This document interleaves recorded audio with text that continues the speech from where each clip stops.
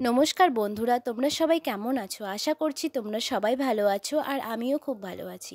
এটা আমার প্রথম ব্লগ। আসলে আমার ব্লগ করার ইচ্ছেটা অনেক দিন থেকেই, আর আমিও করতেও চাই ব্লগ।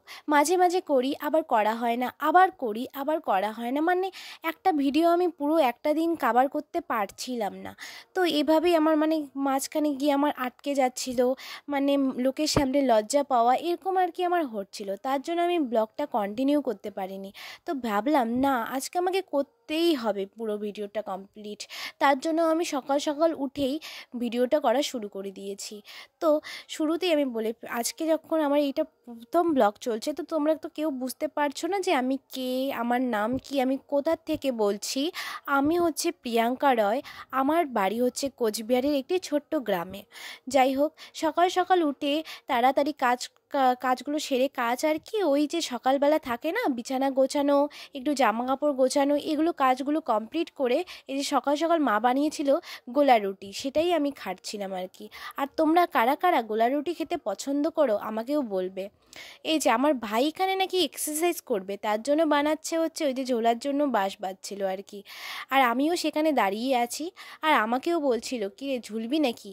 তা আমিও বলছিলাম যে হ্যাঁ হ্যাঁ, ঝুলবো ঝুলবো, তুই আগে ঠিক করে বান, তারপরে আর কি ঝুলবো।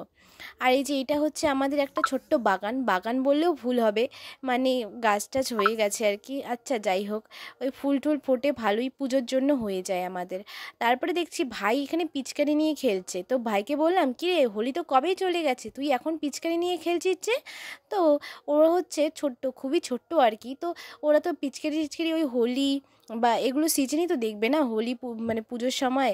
তো হচ্ছে ও তখন দেখেছিল, তোর বায়না যে ওকেও পিচকারি লাগবে, ওকেও পিচকারি লাগবে। তো তার জন্য ওকে কিনে দেওয়া হয়েছে ওর বায়নার জন্য।